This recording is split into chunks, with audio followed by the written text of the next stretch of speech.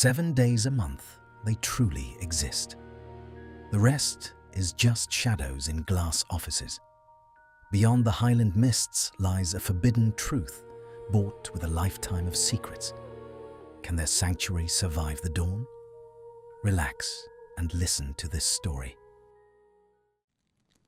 The rain in Wiltshire always felt like a judgment, but here, in the hidden creases of the Scottish Highlands, it felt like a shroud. Hermione Granger stood by the window of the weathered stone cottage, her fingers tracing the condensation on the glass. In the ministry, she was the brightest witch of her age, a woman of law, logic, and tireless reform. But here, as the salt-heavy wind rattled the shutters, she was simply a woman waiting for a ghost to become real.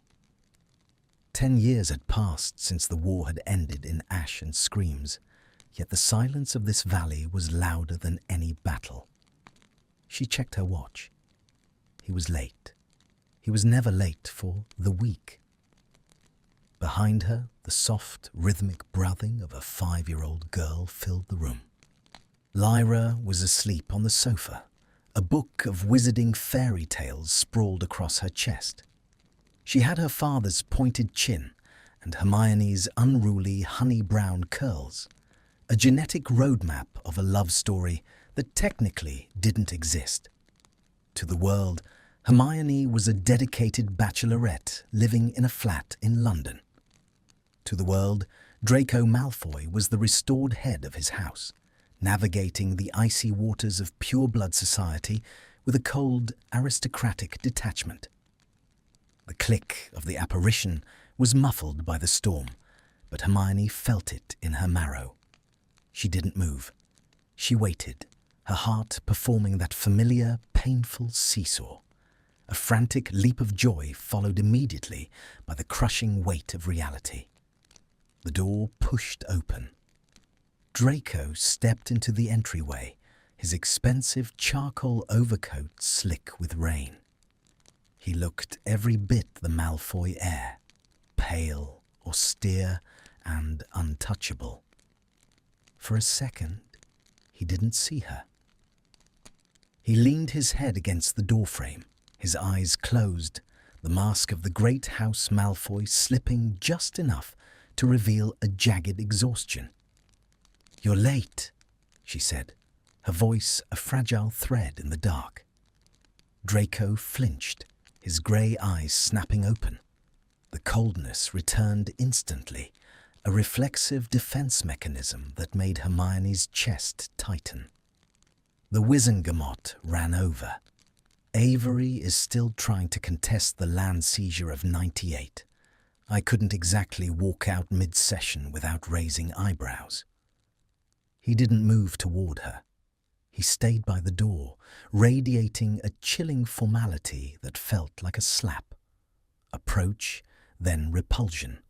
This was their dance. "The eyebrows of people who hate you anyway?" Hermione countered, stepping away from the window. "We have 7 days, Draco. 1 week out of every 4, and you gave 2 hours of it to a group of bigots." "I give those hours so we can have this house," he snapped, his voice a low, dangerous hiss. He began unbuttoning his coat, his movements sharp and clinical. "I maintain that world, so this one stays invisible. Don't lecture me on priorities, Hermione. I am tired." The coldness in his tone was a barrier, a wall of ice she had spent a decade trying to melt, only for it to refreeze every time they stepped back into the sunlight.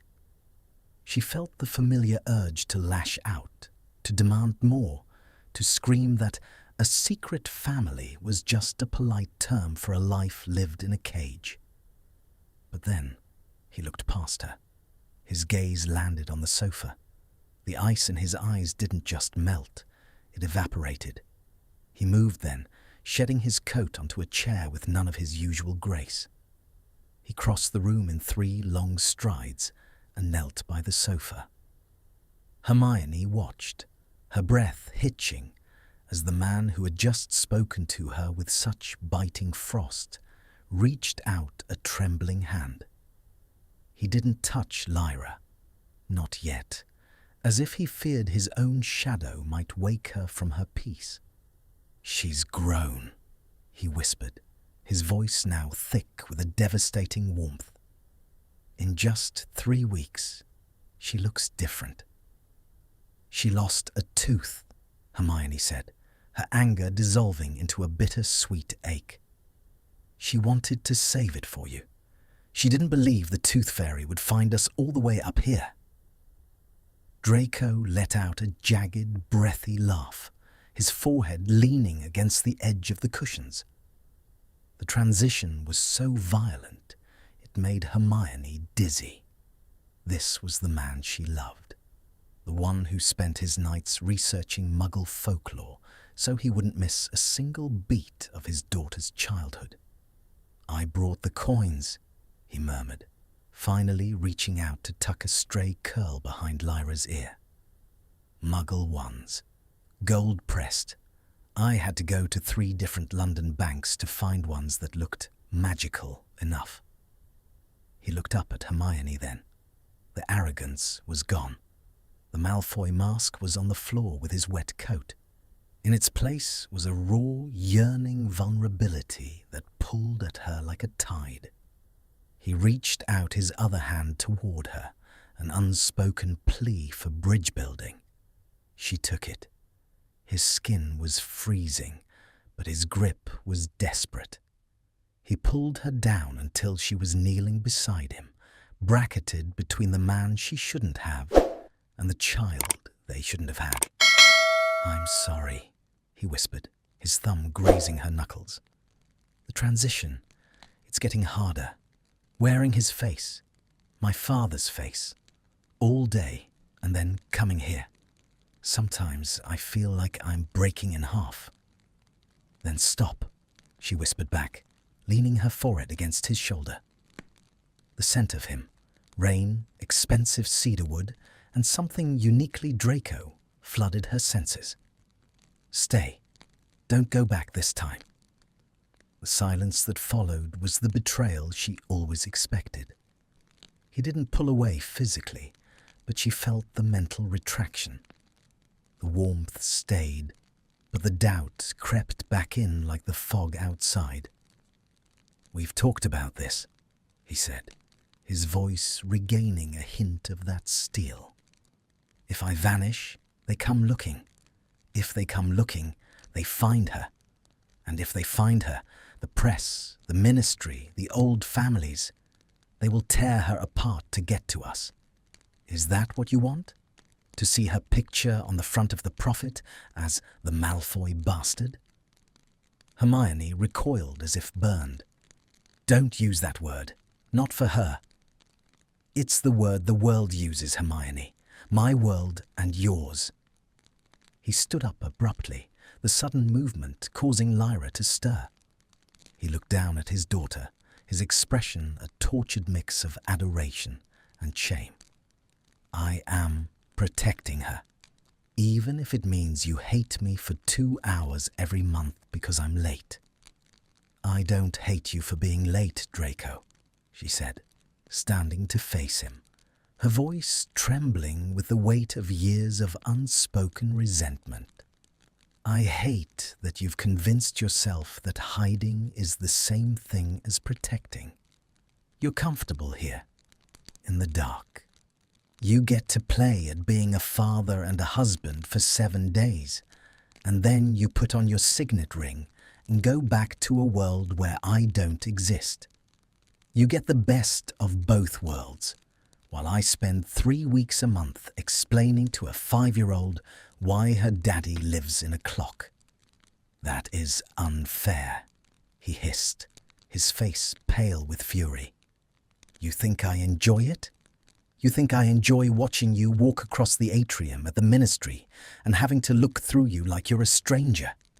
I see you every day, Hermione, and every day I die a little more because I can't touch your hand. Then don't look through me." "And do what?" ruin everything. Your career is on track for minister. Do you think the public will vote for the woman who has been secretly harboring a Malfoy? They would call it a scandal. They would call it an imperious curse. He turned away from her, walking toward the hearth. With a flick of his wand, a fire roared into life, but it brought no comfort. The shadows it cast were long and jagged. "I'm going to check the perimeter charms," he said, his voice back to that terrifying neutral cold. "Draco, wait. No, I need the air." He didn't look back. He stepped out into the rain, the door clicking shut with a finality that echoed through the small room. Hermione sank into the chair he had just vacated. The emotional seesaw had swung so hard she felt bruised. One moment they were a family, a portrait of domestic bliss and shared secrets. And the next, they were enemies across a battlefield that hadn't actually ended in 1998. She looked at Lyra. The little girl had shifted in her sleep, her hand clutching the book tighter. She was the anchor, but sometimes Hermione feared she was also the rope in a tug-of-war that was eventually going to snap. Inside her mind, the monologue of her life played on a loop. Was she a fool? She had fought for freedom, for the right to live openly and without fear. Yet here she was, living the ultimate lie. She loved a man who was a master of masks, and she was beginning to fear that the mask was becoming the man again.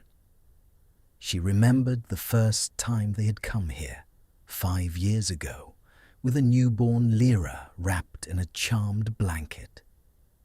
Draco had cried. He had sat on the floor of this very room and wept, because for the first time in his life he felt he had something that wasn't inherited or stolen. It was something he had built. But as the years went by, the walls of the cottage seemed to shrink. The remote location was no longer a romantic hideaway. It was a fortress. And tonight, the air inside it felt thin. Outside, the storm intensified. Hermione watched the flickering fire, wondering which Draco would walk back through that door. The father who bought gold coins for the Tooth Fairy, or the Malfoy who thought secrecy was a virtue. She knew the middle of the week would bring the warmth back. They would cook together. They would laugh as Lyra tried to show them her magic. And for a few hours, the world would feel right. But the doubt was a poison. It sat in the pit of her stomach, whispering that every happy moment was just a stay of execution. They were a family against all odds, but the odds were starting to collect their debt. An hour passed before the door opened again. Draco was soaked to the bone this time, his hair plastered to his forehead. He didn't say anything. He walked straight to the kitchen, poured a glass of fire whiskey with a shaking hand, and downed it in one. Hermione stood in the doorway watching him. The repulsion was fading, replaced by a weary, desperate warmth. She hated the way he shut her out, but she hated the distance between them even more. "Draco," she said softly. He didn't turn around. "The charms are holding. We're safe." Safe isn't enough anymore. He finally turned, the glass still gripped in his hand. His eyes were bloodshot. "It has to be, because it's all I have to give you." He moved toward her then, the tension between them so thick it felt like static electricity. He stopped just inches away, the heat from his body clashing with the dampness of his clothes. He reached out, his hand hovering near her cheek, hesitant, a silent question hanging in the air. Trust or doubt? Hermione closed her eyes and leaned into his palm. It was the start of the week. The build-up had begun. But as his fingers tangled in her hair, she couldn't help but wonder if this was the week the cottage finally failed to hold the world at bay. The second morning at the cottage always felt like waking up from a dream into a sharper, more painful reality. The sun struggled to pierce through the highland mist, casting a grey, ethereal light over the breakfast table. Lyra was occupied in the corner with a set of enchanted wooden blocks that Draco had brought. Blocks that hummed a soft, melodic tune when stacked correctly. To any onlooker, it was a scene of domestic serenity. But between Draco and Hermione, the air was brittle. Hermione sat across from him, her tea cooling in her hands. She watched him over the rim of her cup. He was dressed in a thick, cream-coloured wool sweater, a garment that looked almost jarringly normal on him. He was showing Lyra how to make the blocks form a perfect arch, his patience infinite, his voice a low, soothing murmur. This was the man she had fallen for in the quiet corners of the ministry library years ago. Not the arrogant boy from school, but the man who had learned that true power lay in the quiet acts of creation rather than destruction. Yet, every time he checked his pocket watch, a habit he couldn't seem to break, the repulsion phase of their emotional seesaw took hold. "You're doing it again," Hermione said, her voice cutting through the melody of the blocks. Draco didn't look up immediately. He carefully placed a final block on the arch. "Doing what?" "Checking the time. It's only Tuesday, Draco. We have 5 days left. You're already calculating the exit strategy." He finally met her gaze, and for a moment the cold, aristocratic mask was back. "It's a habit, Hermione, not a countdown. I have a meeting with the Malfoy estate solicitors the morning I return. There are complications with the Manor's trust." "The Manor," Hermione whispered, the word tasting like copper. "Always the Manor. It's a mausoleum, Draco. You spend 3 weeks a month tending to a graveyard of traditions that tried to kill us both, and then you come here and act as if you're trapped." "I am not acting," he snapped, his voice sharp enough to make Lyra look up. He immediately softened his tone, reaching out to pat the girl's head. "Go see if the birds are at the feeder, Lyra. Use the small binoculars." They waited until the girl had scrambled to the window, her excitement a stark contrast to the heavy atmosphere. Draco leaned across the table, his eyes burning with a sudden, fierce intensity. "You think I want to go back there? To that house where the walls still smell like my father's failure?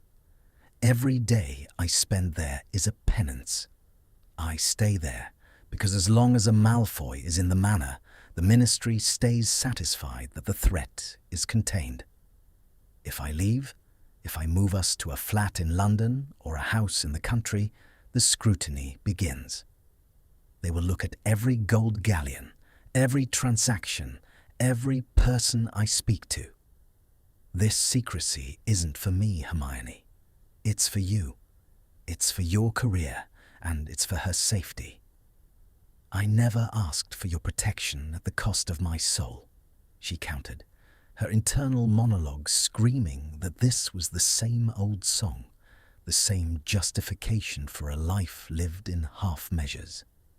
"I fought a war so I wouldn't have to hide who I love. And yet, here I am, the most powerful witch in the government, and I'm hiding in a glen like a criminal." The warmth of the previous night's reunion was gone, replaced by a biting cold. She felt a wave of doubt so strong it made her hand tremble. Did he truly believe he was protecting them, Or did he simply lack the courage to face the fallout? Was she just a secret he kept to make his miserable life bearable? "Maybe you should go," she said suddenly, the words surprising even her. Draco froze. "What?" "If it's such a burden, if you're so terrified of the solicitors and the Wizengamot and the ghost of your father, then go. Don't wait until Sunday. Leave now. I can tell Lyra you had an emergency. She's used to it." The betrayal in his eyes was instantaneous. He looked as if she had physically struck him. The trust they had rebuilt over the last decade seemed to fracture in the space of a heartbeat. "You think I'm here because it's convenient," he whispered, his voice dangerously low. "You think I enjoy the lie? I spent 7 years being a coward, Hermione. I know what it looks like. I am many things, but I am not a coward anymore. I am a father. I am a man who has to choose between your reputation and my own happiness every single day, and I choose you, every time, even when you look at me with that patronizing pity in your eyes." He stood up so abruptly, his chair screeched against the stone floor. He didn't go to the door this time. He went to the small study at the back of the house, the one filled with his research on ancient runes, his legitimate work that no one in the world would ever see. Hermione sat in the silence, the echo of his words ringing in her ears. Approach and repulsion. They were like two magnets constantly flipping poles. The intensity of their love was matched only by the intensity of the friction between their lives. An hour later, the rain began again, a soft patter against the roof. Lyra had fallen asleep on the window seat, the binoculars still gripped in her small hands. Hermione approached the study door. She hesitated, her hand hovering over the wood. Her internal monologue was a chaotic mess of guilt and defiance. She was right. The secrecy was a poison. But he was right too. The world was not as kind or as reformed as she wanted to believe. She pushed the door open. Draco was slumped over a desk covered in parchment. He wasn't working. He was holding a small moving photograph, the one they had taken during Lyra's first birthday. In the photo, Hermione was laughing, her hair a wild halo, and Draco was looking at her with an expression of such pure, unadulterated adoration that it made the current silence feel like a tragedy. He didn't look up when she entered. "I don't pity you," she said softly, stepping into the room. "You do," he replied, his voice muffled. "You pity the boy I was, and you pity the man I've become. You think I'm still trapped in the manor, even when I'm standing right in front of you. I don't pity you, Draco. I'm just tired of missing you while you're still in the room." She walked over and placed her hands on his shoulders. For a second, he remained tense, his muscles like iron under the wool of his sweater. The cold was still there, a lingering frost. But then, slowly, he leaned back against her. He let out a long, shuddering breath, and the warmth began to return, tentative and fragile. "I saw Astoria last week," he said suddenly, his voice hollow. "At a gala. She asked why I haven't married yet. She suggested a few appropriate names. I had to stand there and nod and pretend to consider it, while all I could think about was the way you look when you're reading to Lyra, the way you chew your lip when you're thinking. I felt like I was suffocating." Hermione squeezed his shoulders, her heart breaking for the man who had to play a role she had never been asked to endure. She was the hero of the war. He was the rehabilitated villain. Her mistakes were seen as quirks. His were seen as symptoms. "We shouldn't have fought," she whispered. "Not today. Not during our week. We fight because we're the only people we can be honest with," Draco said, finally turning around in the chair to face her. He reached out, his hands settling on her waist, pulling her closer until she was standing between his knees. "In London, I'm a Malfoy. You're a Granger. We're icons. We're symbols. Here, I'm just a man who's desperately in love with a woman he can't have in the light." The emotional seesaw tipped back toward approach. The tension in the room changed, shifting from the sharp edge of conflict to the heavy, pulsing heat of desire and desperation. Draco's eyes darkened, his gaze moving from her eyes to her lips. "Sometimes I think the cottage is the only place I'm actually alive," he murmured, his thumb grazing the skin of her hip where her shirt had ridden up. "The rest of the month is just static." "Then let's make it count," Hermione said, her voice dropping to a whisper. She ran her fingers through his hair, the blonde strands soft against her skin. "No more talk of solicitors. No more talk of the Wizengamot. Just us." But even as she said it, the doubt remained. It was a shadow in the corner of the room, a reminder that they were living on borrowed time. Every kiss was a stolen moment, every touch a defiance of a world that would never understand how Draco Malfoy and Hermione Granger had found a way to bridge the chasm of their history. He pulled her down into his lap, his movements more urgent now. He buried his face in the crook of her neck, inhaling deeply. "I love you," he whispered, the words sounding like a vow and a confession all at once. "I love you so much, it feels like a curse." "It's not a curse, Draco. It's the only thing that's real." They stayed like that for a long time, held together by the gravity of their secret. The middle of the week was approaching, the period where the conflict usually subsided into a feverish, concentrated domesticity. But this time, the seesaw felt different. The repulsion had been sharper, the doubt deeper. As Draco's hands moved over her back, Hermione felt a sudden, sharp pang of fear. They were becoming too good at this, too good at the approach and repulsion. They were becoming experts at living in the gaps. She pulled back slightly, looking into his grey eyes. They were clear now, the ice gone, replaced by a smouldering warmth. But she saw the flicker of his pocket watch on the desk behind him. "Promise me," she said, her voice fierce. "Anything. Promise me that one day we won't have to come here to be a family. Promise me this isn't the end of the story."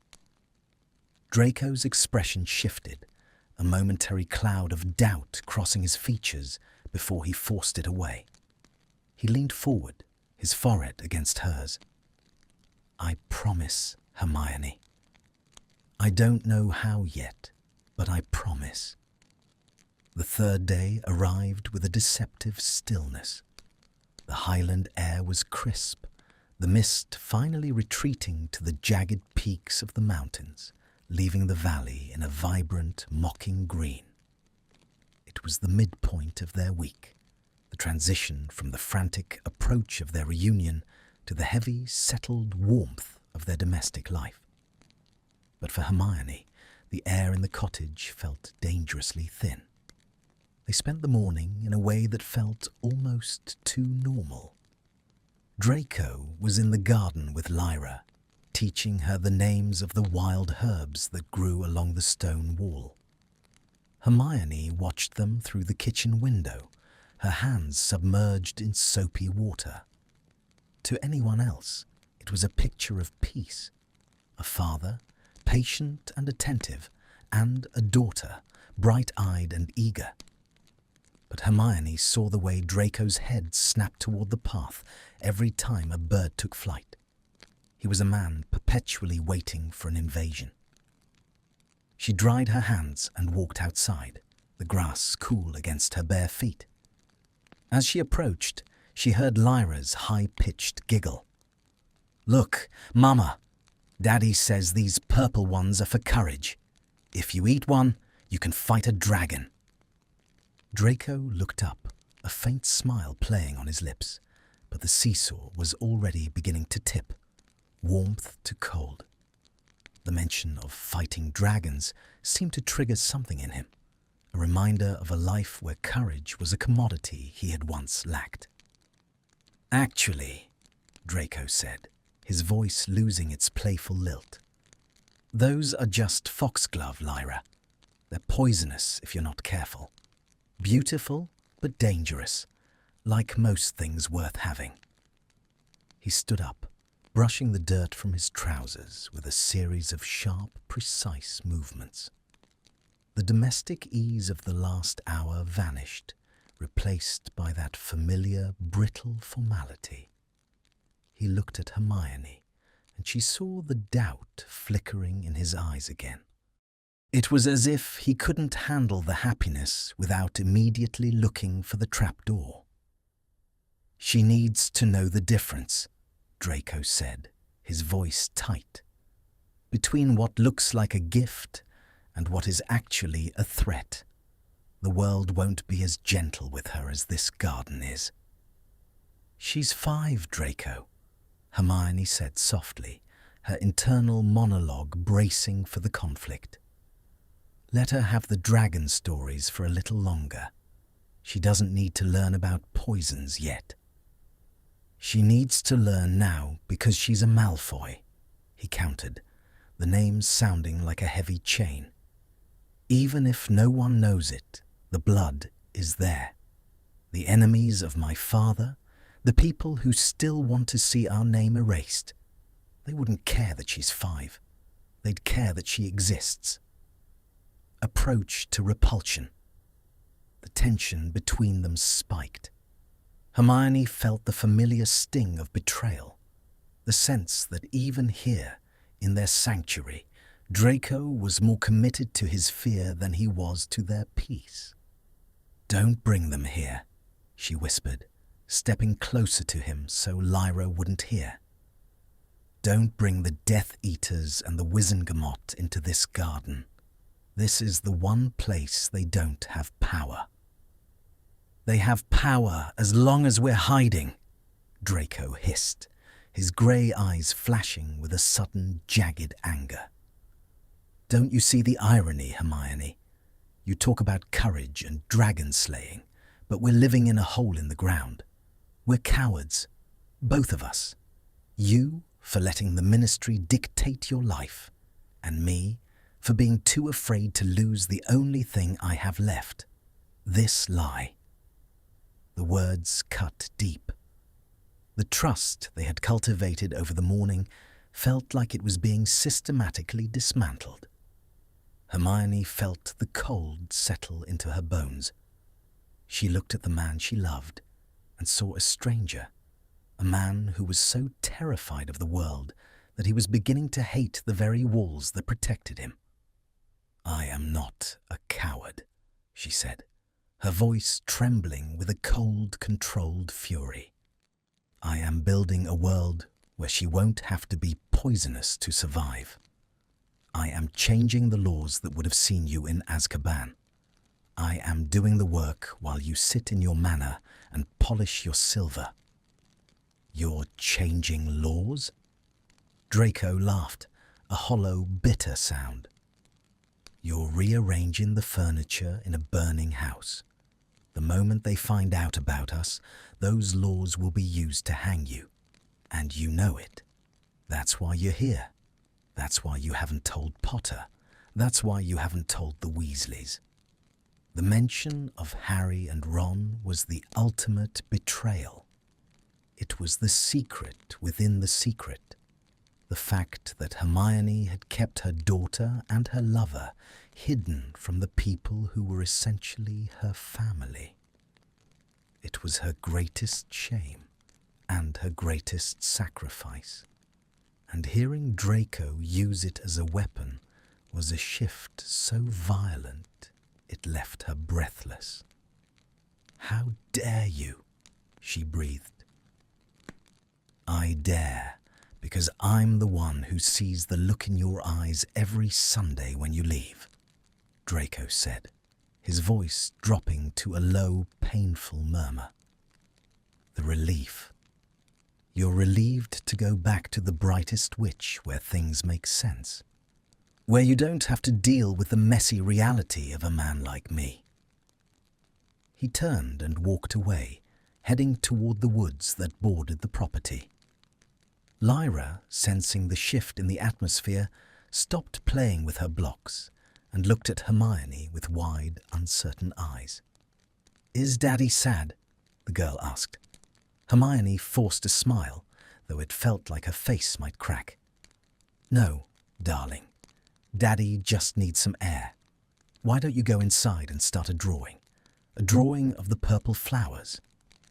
As Lyra scurried inside, Hermione stood alone in the garden. The seesaw was at its lowest point. The warmth of the morning was a distant memory, replaced by a profound, aching doubt. Was he right? Were they just two people playing house in a ruin? Her internal monologue was a storm of self-reproach. She had fought so hard for a future, but she had settled for a present that felt like a prison. She loved Draco, not the Malfoy heir, but the broken, brilliant man who had spent 10 years trying to outrun his own shadow.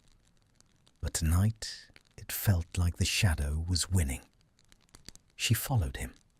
She found him sitting on a fallen cedar tree at the edge of the woods, his head in his hands. The cold was still radiating from him, but as she approached, she saw the way his shoulders were shaking. Repulsion to approach. She didn't say anything at first. She just sat down on the log beside him. The forest was quiet, the only sound the rustle of the leaves and the distant call of a hawk. "I don't go back with relief," she said finally, her voice steady. "I go back with a hole in my chest, and I fill it with work, because if I didn't, I would never be able to function. I'd just sit on the floor of my flat and wait for the 4th week of the month." Draco didn't look up, but he reached out, his hand fumbling for hers. He found it and gripped it so hard it hurt. "I'm sorry," he whispered. "I'm a bastard. I know I am." "You're a man who is exhausted by a secret," she corrected. "We both are." It's getting heavier, Hermione. Lyra, she's starting to ask questions. She asked me why we don't have neighbours. She asked me why we can't go to the park in London. What do I tell her? That her existence is a political liability. The trust began to bleed back in, but it was a wounded, fragile thing. They were finally being honest about the cost of their secret, and the cost was astronomical. "We can't do this for another 10 years, Hermione said, the realization hitting her with the force of a physical blow. "We can't raise a child in a cottage she's never allowed to leave." Draco finally looked at her. His face was pale, his grey eyes searching hers for a solution that wasn't there. "Then what? We go public. We destroy everything you've built. Maybe what I've built isn't worth it if it requires me to hide my own daughter," she said, the thought taking root in her mind. It was a terrifying, exhilarating prospect. The emotional seesaw was swinging toward a new kind of warmth, one that wasn't based on the comfort of the cottage, but on the heat of a shared defiance. They weren't there yet. The doubt was still too strong, the cold of the outside world too real. But for the first time, they were looking in the same direction. Draco pulled her closer, his forehead resting against hers. "They'll come for us, Hermione. You know they will." "Let them come," she whispered, though her heart was hammering against her ribs. "We've fought worse than the Wizengamot." "I don't want to lose this," he said, gesturing toward the cottage. "I don't want to lose the only place where I'm allowed to be your husband." "You're my husband in every way that matters, Draco. The paperwork doesn't make it real. This does." The moment was interrupted by a sudden, sharp crack from the direction of the house. Both of them were on their feet in an instant, wands drawn. It was a sound that shouldn't exist here, the sound of an apparition. Fear, cold and paralyzing, gripped Hermione's heart. Had they been found? Had the secrecy finally failed? They ran toward the cottage, the approach now fueled by a desperate protective instinct. Draco moved with a lethal grace, his Malfoy mask firmly in place, but this time it wasn't a defense against Hermione. It was a weapon for his family. They burst through the back door. Lyra was standing by the table, her eyes wide, staring at a small silver owl perched on the back of a chair. It wasn't a person. It was a ministry messenger, a high-priority, urgent dispatch. It had tracked her. The charms had been breached not by an enemy, but by the very system Hermione served. Draco's face went white. The seesaw crashed into repulsion and betrayal in a single second. He looked at the owl, then at Hermione, his eyes filled with a terrifying, icy accusation. "You said we were safe," he whispered. "You said the ministry didn't know where we were." I didn't give them the coordinates," Hermione stammered, her mind racing. "It must be a tracking spell tied to my signature, an emergency protocol." "An emergency protocol?" Draco's voice was a jagged edge. "Which means they know you're here. Which means the clock just ran out." The warmth of the room was gone. The cottage, once their sanctuary, felt like a trap. The doubt had become a reality. As the silver owl hooted, waiting for Hermione to take the scroll, she realized that the secret family was no longer a secret. The middle of the week had arrived, and with it the end of their peace. The final shift was coming, and as Draco gathered Lyra into his arms, his eyes fixed on the door, Hermione knew that the happy ending she had promised was slipping through her fingers like sand. The conflict was no longer between them. It was between their small, hidden world and the crushing weight of the one outside. And the outside was finally knocking. The silver owl's eyes glowed with a rhythmic, pulsing light, a beacon of intrusion in their dim kitchen. It hooted again, the sound sharp and demanding, cutting through the heavy silence like a blade. Draco didn't move, but his grip on Lyra tightened, his knuckles white against the dark fabric of her dress. The cold radiating from him was no longer a defensive sulk. It was the predatory stillness of a man who had spent his youth learning how to survive the unthinkable. "Don't touch it," Draco commanded, his voice a low, vibrating warning. "It's a ministry dispatch, Draco," Hermione said, her own voice sounding foreign to her ears. She felt the betrayal of her own life's work.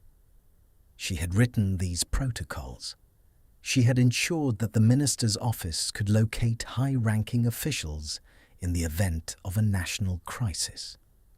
She had built the very leash that was now tightening around her throat. "If I don't take it, the protocol escalates. It will send a secondary pulse. It will confirm my exact location to the entire Department of Magical Law Enforcement. And if you do take it, you confirm you're here, Draco countered, his grey eyes flashing with a jagged, desperate logic. In a cottage that isn't on any ministry map, with a child who isn't on any ministry record, and with me.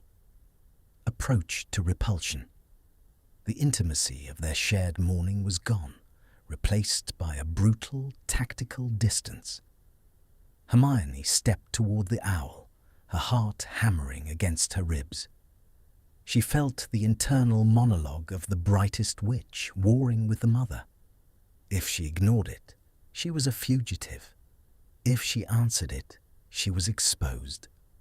"Lyra, go to your room," Hermione said, not looking back. "But Mama, the bird." "Now, Lyra."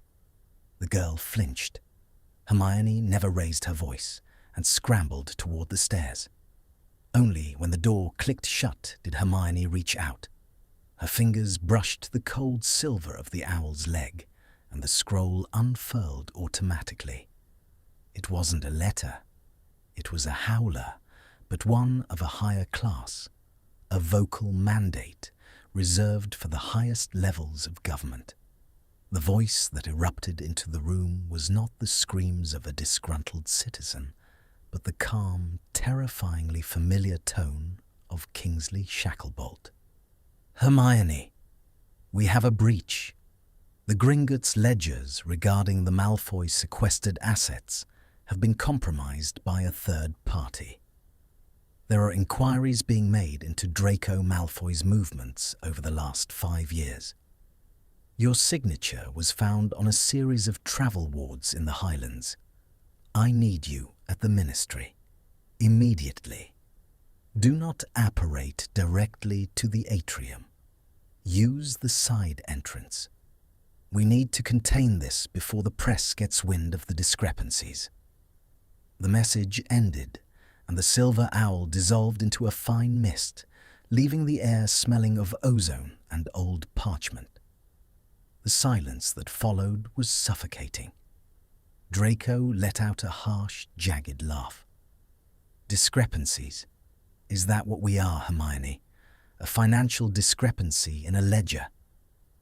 "They're looking for you," she whispered, the doubt finally solidifying into a terrifying certainty. "They aren't looking for us. They're looking for you. They think you're hiding assets, Draco. They think you're plotting."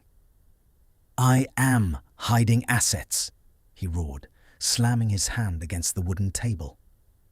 The warmth of their earlier reconciliation was a charred ruin. "I'm hiding the only asset that matters. I'm hiding my daughter. And your hero friends are about to find her because you couldn't resist putting your signature on the wards. I put my signature on them so I could protect us." She screamed back, the seesaw swinging violently into repulsion. "Without my seal, the Ministry censors would have flagged this location years ago. I was the shield, Draco. I was the only thing keeping you out of a cell. And now you're the map leading them straight to the door." He paced the small kitchen, his movements frantic, animalistic. The trust they had rebuilt over the last few days was gone, replaced by a primitive, stinging betrayal. He looked at her as if she were the enemy, as if she were just another ministry official coming to take what was left of his life. "They haven't found the cottage yet," she said, trying to regain her logic, her slow burn of panic turning into a cold, hard focus. "Kingsley said they found the wards in the Highlands. That's a massive area. He's calling me in because he trusts me. He wants me to help him bury it. He wants you to lead him to the prize," Draco spat. "He's a politician, Hermione. Don't be naive. If he can contain the Malfoy heir and the war heroine in one scandal, he'll do it to save his own skin. Kingsley is my friend. And I'm the man you supposedly love. Choose. The ultimatum hung in the air like a guillotine. Trust to betrayal. Hermione felt her breath catch. This was the moment she had feared for 10 years. The moment the two halves of her soul were forced onto the scale. On one side, the world she had bled for, the laws she had written, the friends who were her family. On the other, the man who knew the sound of her heart, and the daughter who was her entire future. "I have to go," she whispered. Draco stopped pacing. He looked at her, his face a mask of such profound, icy cold that she felt her heart stop. "If you walk out that door, you're telling them where we are. Even if you don't say a word, they'll follow you. I can lose them. I know the back ways better than anyone." "You're going to bet Lyra's life on your ability to play spy?" He stepped closer, his voice dropping to a terrifying hushed intensity. "Stay here. We can pack. We can go to the continent. I have properties in France that haven't been touched since the war. We can be gone before the sun sets." "And then we're fugitives for life," she said, the internal monologue of the law-abiding student rising up. "Is that what you want for her? To grow up running? To never have a school, a friend, a name? If I go now, I can fix this. I can redirect the investigation. I can protect the secret." "The secret is dead, Hermione. The moment Shacklebolt sent that owl, the secret died." He reached out, grabbing her arms, his grip desperate and bruising.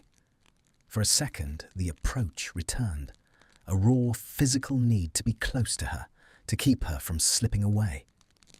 "Don't leave me. Not like this. Not to face them alone." "I'm not leaving you alone. I'm going to fight for you." She pulled away, and the repulsion was final. She grabbed her cloak from the peg by the door. She didn't look at him. She couldn't. If she saw the look in his eyes, she would stay, and staying meant losing everything. "I'll be back by morning," she said, her hand on the latch. "If you're not," Draco said, his voice echoing from the shadows of the kitchen. "Don't bother coming back at all. I won't let her be a pawn in your ministry games." She stepped out into the biting highland wind, the door clicking shut behind her with the sound of a heart breaking. The journey to London was a blur of shadows and sharp, jagged breaths. She used 3 different portkeys, 2 rounds of side-along apparition with a conjured double, and a series of complex disillusionment charms. She was the best at this. The brightest witch was a master of evasion. But as she stood in the rain outside the side entrance of the ministry, the doubt was a physical weight in her chest. She was entering the lion's den to save the snake. The ministry was eerily quiet. The green tiles of the corridors seemed to pulse with a sickly light. She made her way to the minister's private office, her footsteps echoing like drum beats. Inside, Kingsley was waiting, his face etched with a weariness that matched her own. "Hermione," he said, rising from his desk.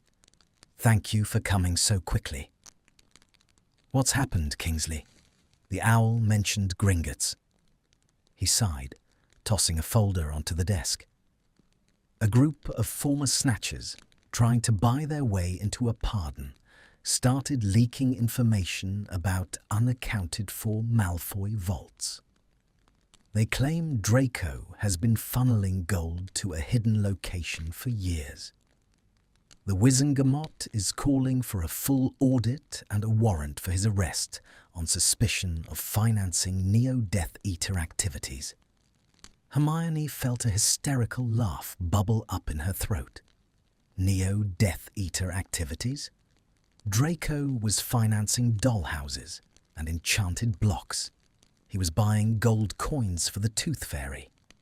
"That's absurd," she said, her voice steady.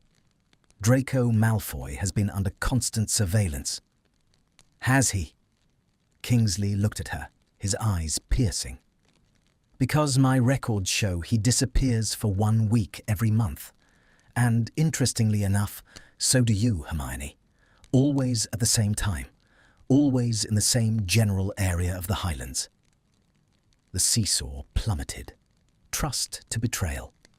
Kingsley knew. He had always known, or at least suspected, and he had waited until he had the leverage to use it. "I am a grown woman, Kingsley.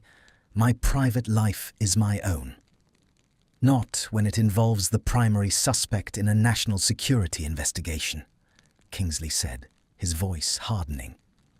"Hermione, look at me. If there is a child, if there is a family, you need to tell me now. Because the Aurors are already authorized to use extreme measures to locate his hideout. They think he's building a stronghold. If they find a cottage and see a man with a wand, they won't ask questions. They'll fire first." The cold that swept through Hermione was absolute. She saw the image of the cottage, the garden, the purple flowers, and Lyra standing in the line of fire. She saw Draco standing in front of his daughter, refusing to yield. "He isn't building a stronghold," she whispered, her internal monologue collapsing into a single frantic prayer. "He's building a life." "Then tell me where he is. Let me send a containment team I trust. If the Wizengamot sends their cleaners, it will be a bloodbath." Hermione looked at her friend, her mentor, and saw the conflict reflected in his eyes. He wanted to help, but he was a man of the law. He would contain them. He would put them in a gilded cage for their own safety. Approach to repulsion. She stepped back, her hand moving toward her wand. "I can't let you do that," she said. "Hermione, don't be a fool. You can't fight the entire ministry." "I'm not fighting the ministry. I'm protecting my family." She didn't wait for his response. She threw a high-level Confundus charm at the door's locking mechanism and turned on her heel. She ran. She ran through the corridors, her mind screaming. She had to get back. She had to warn him. But as she reached the atrium, she saw the flash of red robes.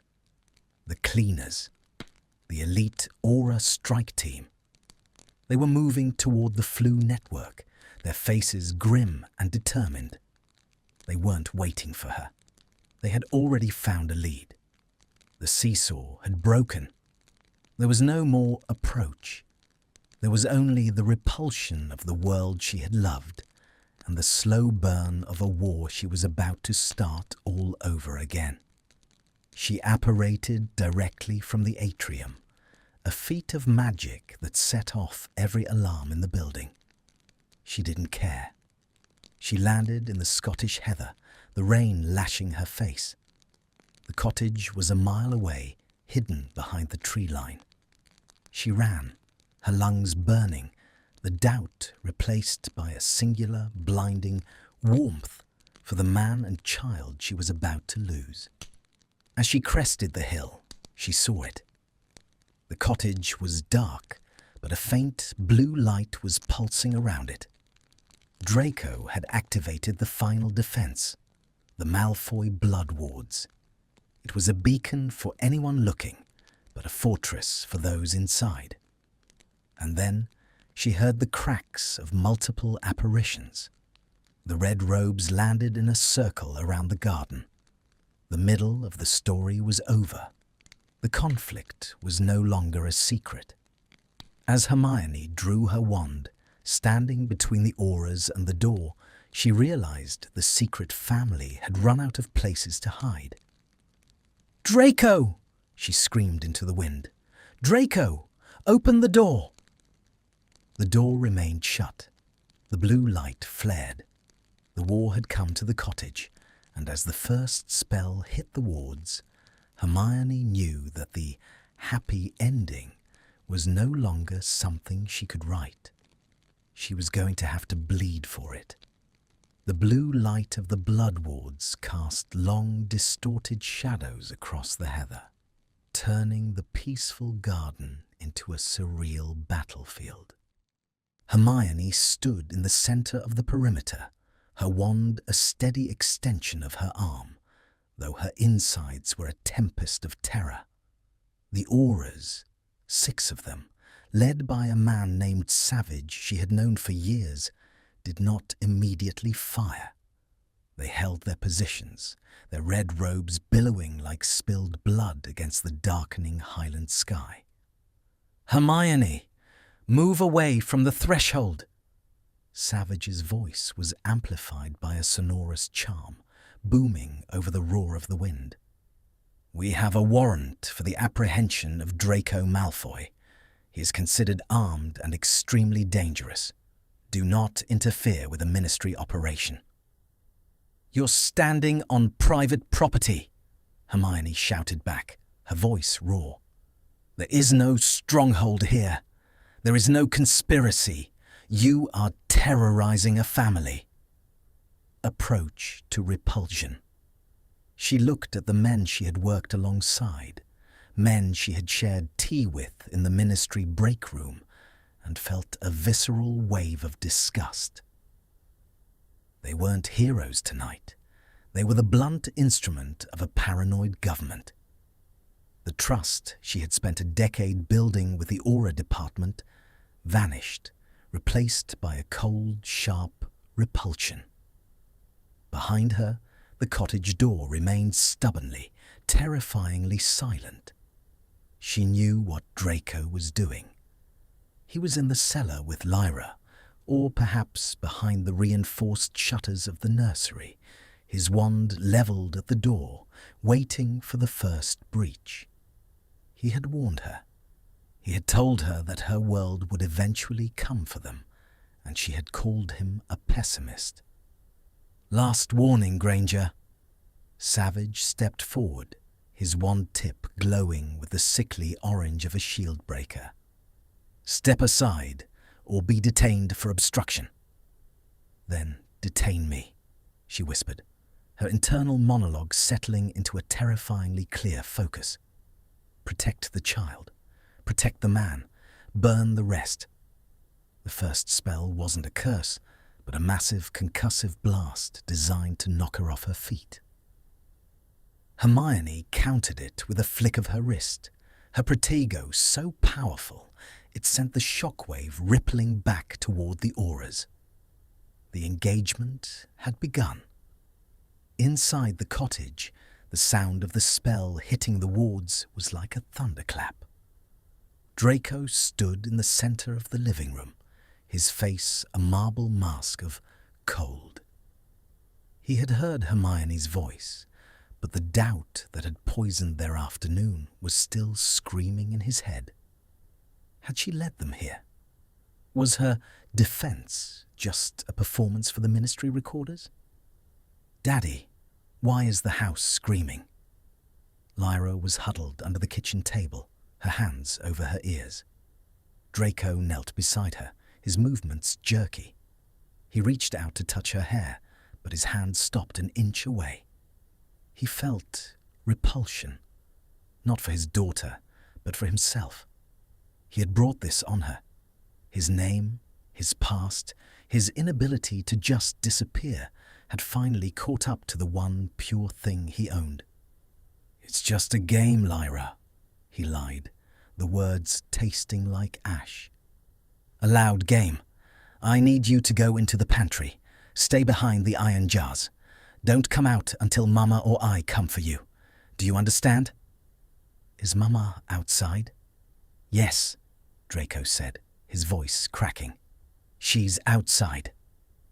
He watched her scramble into the pantry, then he stood up and turned toward the door. The blue light of the wards was flickering. Hermione was holding them off, but she couldn't fight 6 elite auras forever. The seesaw in his heart tipped toward approach. She was there. She had come back. She hadn't stayed in the safety of Kingsley's office. He moved to the window, peering through a slit in the shutters. He saw her, hair wild, cloak torn, standing alone against the red-robed tide. A surge of warmth, fierce and protective, drowned out the doubt. She was his, and the world was trying to take her. He threw the door open. The sudden shift in the magical atmosphere was palpable. The auras froze as the Malfoy heir stepped onto the porch. He didn't look like a fugitive. He looked like a king defending a crumbling castle. "Lower your wands," Draco commanded, his voice carrying a lethal, pure-blood authority that made even Savage hesitate. "Draco, get back inside!" Hermione screamed, turning her head for a split second. That second was all the auras needed. A stupefy spell caught her in the shoulder, spinning her around. She hit the stone ground hard, her wand skittering across the grass. "Hermione!" Draco's cold evaporated into a raw, agonizing warmth.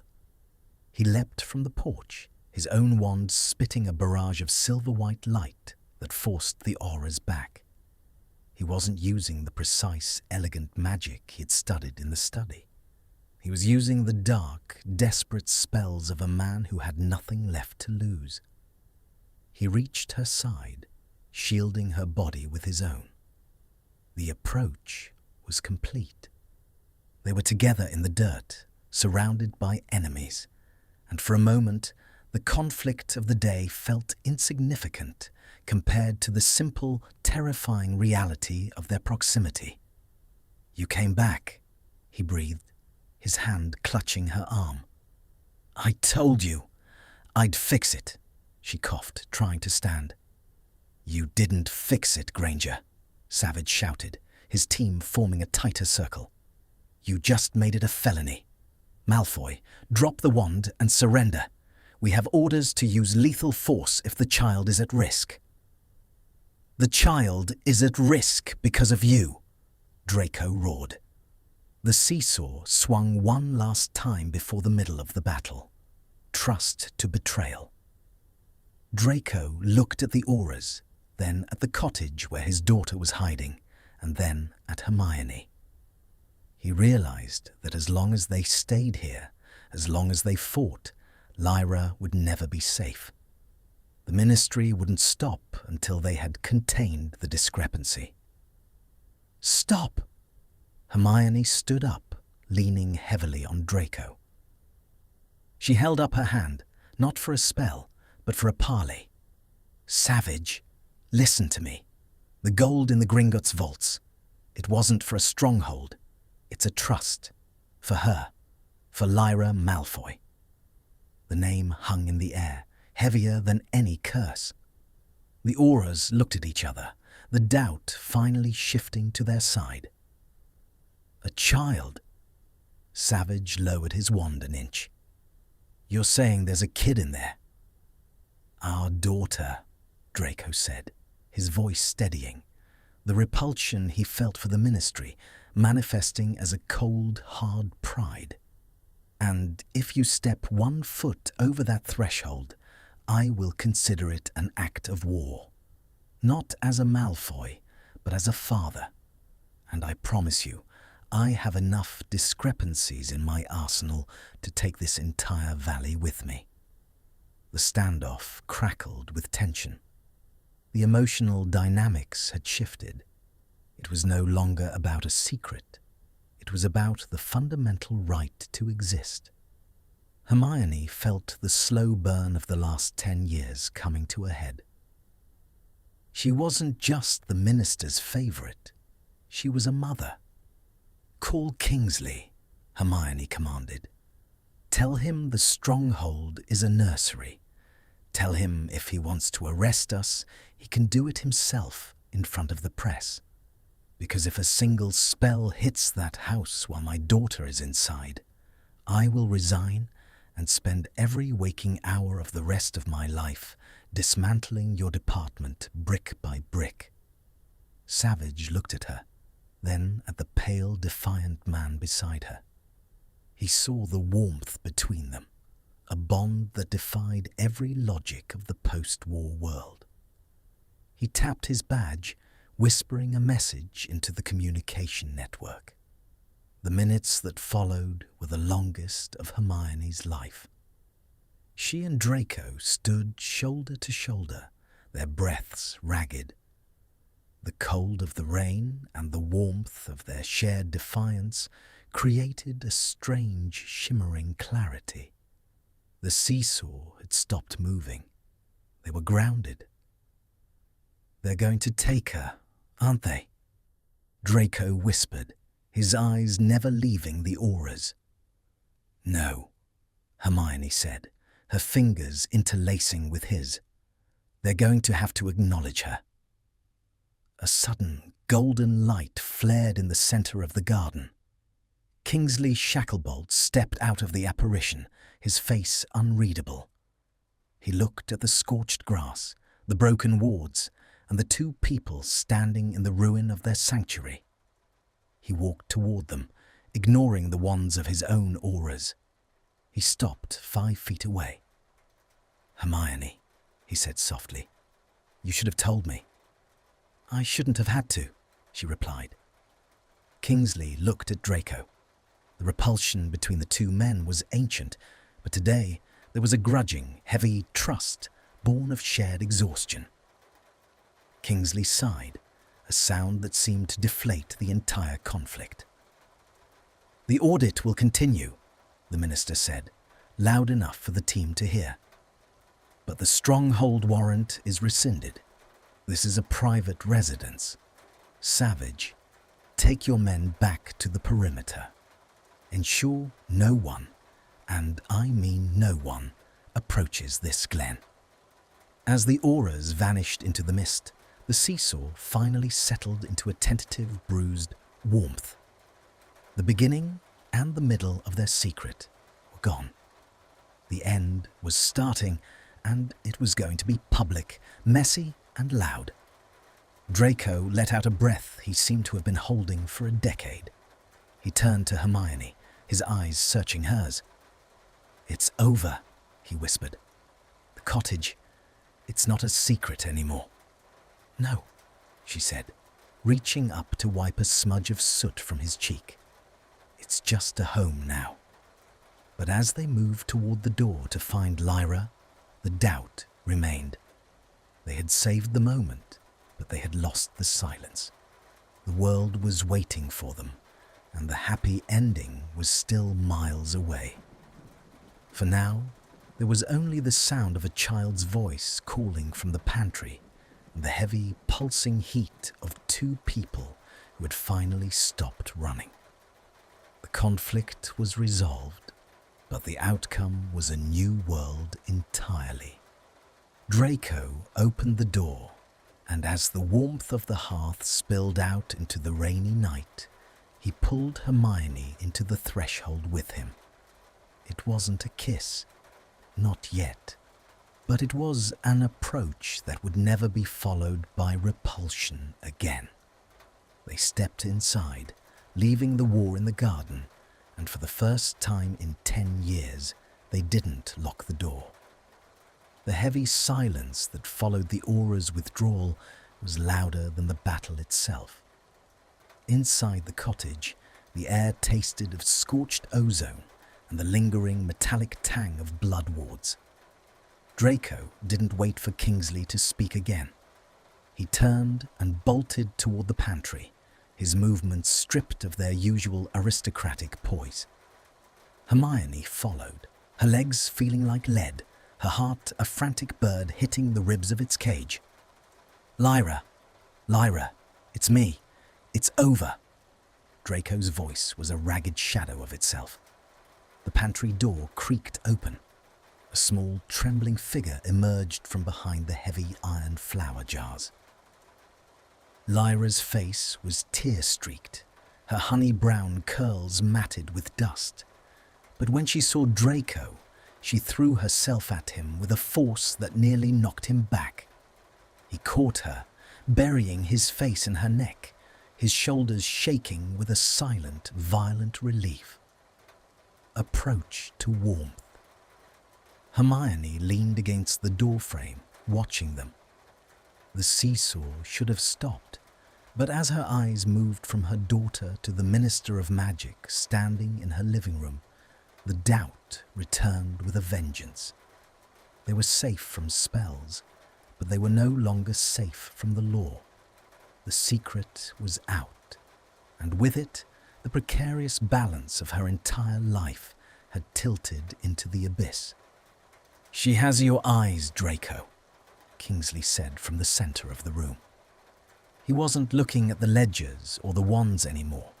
He was looking at the child.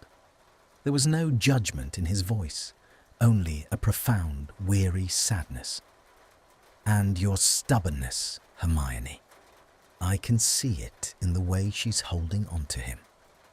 "What happens now, Kingsley?" Hermione asked, her voice cold and clinical, the brightest witch regaining her footing even as the mother wanted to scream.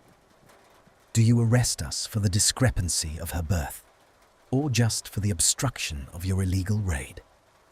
Warmth to cold. The shift was instantaneous. She saw Draco stiffen, his arms tightening around Lyra. The trust she had in Kingsley was a shattered thing. He had sent the cleaners. He had authorized the force. "No one is being arrested tonight," Kingsley replied, his voice echoing in the small space. "But the world is going to wake up tomorrow, and they are going to ask where the hero of the war has been spending her holidays. They are going to ask why the Malfoy heir has been funneling his fortune into a hidden highland glen. I can contain the auras, but I cannot contain the truth. Not anymore." "Let them ask," Draco spat, finally standing up while keeping Lyra perched on his hip. He looked at Kingsley with a lethal, shimmering repulsion. "Let them write their stories. They've spent 10 years calling me a traitor and a coward. Let them add father to the list of my crimes." "It's not your reputation I'm worried about, Draco," Kingsley said softly. "It's hers, and Hermione's." The conflict intensified. The internal monologue in Hermione's head was a frantic calculation of political fallout. If she stayed, she was finished at the ministry. The reforms she had spent years crafting, the werewolf rights, the house elf protections, the anti-discrimination laws, they would all be tainted by the scandal of her private life. The opposition would use Lyra as a weapon to dismantle everything she had built. Trust to betrayal. She realized that Kingsley wasn't just there to save them. He was there to manage the damage, and damage management usually involved sacrifices. "I need a moment alone with them," Hermione said, her voice brooking no argument. Kingsley nodded slowly.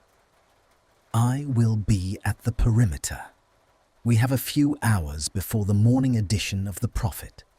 Decide what kind of story you want to tell, Hermione, because once the sun rises, you won't be the one holding the quill." He stepped out into the night, the door clicking shut behind him. The cottage felt smaller now, crowded by the weight of the future. Draco set Lyra down on the sofa, tucking a blanket around her. The girl was exhausted, her eyes drooping even as she clutched her father's hand.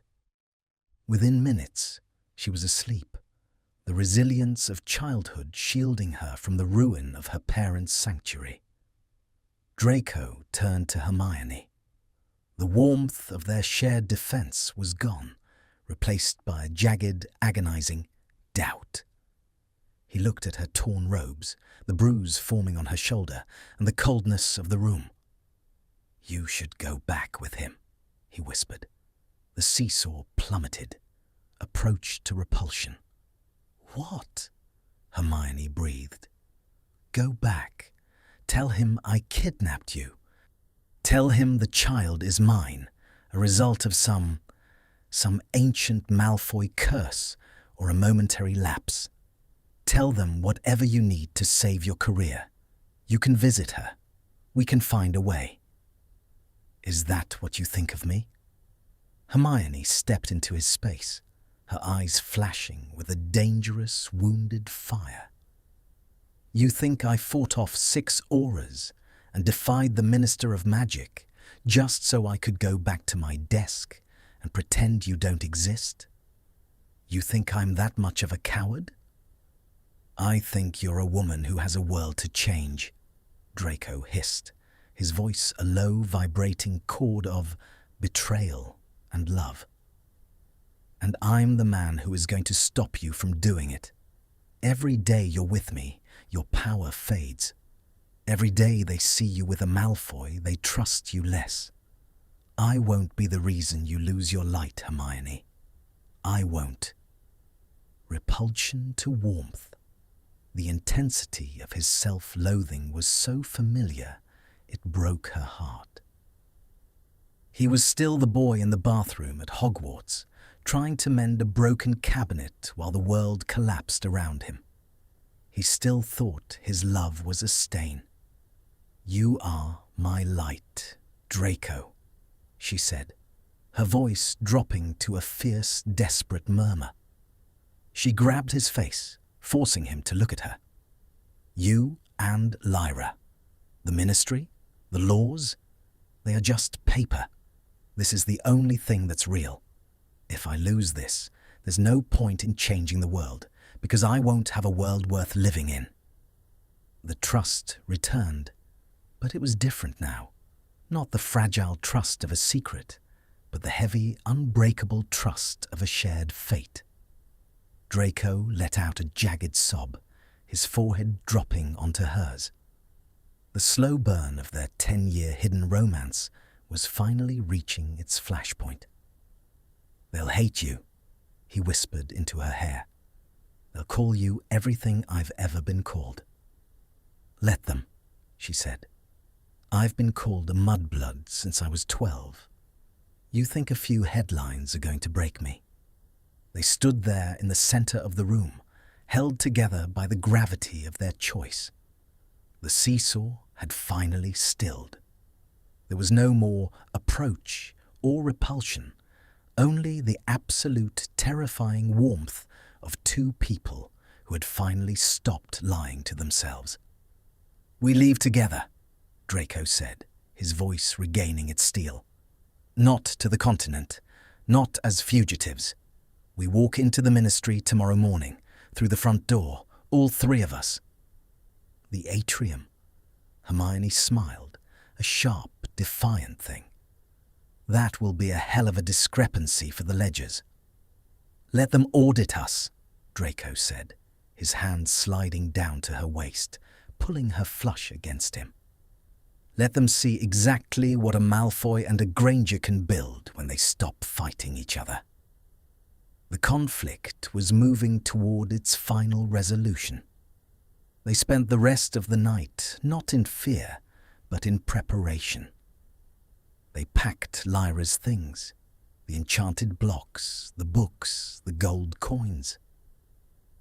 They cleaned the cottage, erasing the marks of the battle, leaving the stone house as a monument to the 10 years it had given them.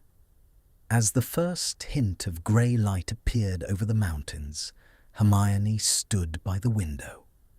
The mist was back, but it no longer felt like a shroud. It felt like a curtain rising. Draco came up behind her, his arms wrapping around her middle. He pressed a kiss to the crown of her head, his breath warm against her skin. "Ready?" "No," she admitted, turning in his arms to face him. "I'm terrified." "Good," he murmured, his grey eyes clear and filled with a devastating, focused love. "So am I. It's the first honest thing we've felt in years." He leaned down, his lips hovering just inches from hers. the tension, the 10 years of stolen weeks, the secret whispers, the jagged arguments in the garden. It all condensed into this single, quiet moment. "I love you, Hermione, in the dark and in the light. I love you, Draco." He kissed her then. It wasn't the frantic, desperate kiss of their reunions, nor the weary kiss of their partings. It was a slow, deliberate seal of a new contract. It tasted of rain, of salt, and of a future that was finally, irrevocably theirs. Lyra stirred on the sofa, yawning and rubbing her eyes. "Is the game over, Mama?" Hermione pulled back from the kiss, her hand lingering on Draco's cheek. She looked at her daughter, then at the man who had become her home. "The game is over, Lyra," Hermione said, her voice ringing with a new, unbreakable clarity. "We're going to London.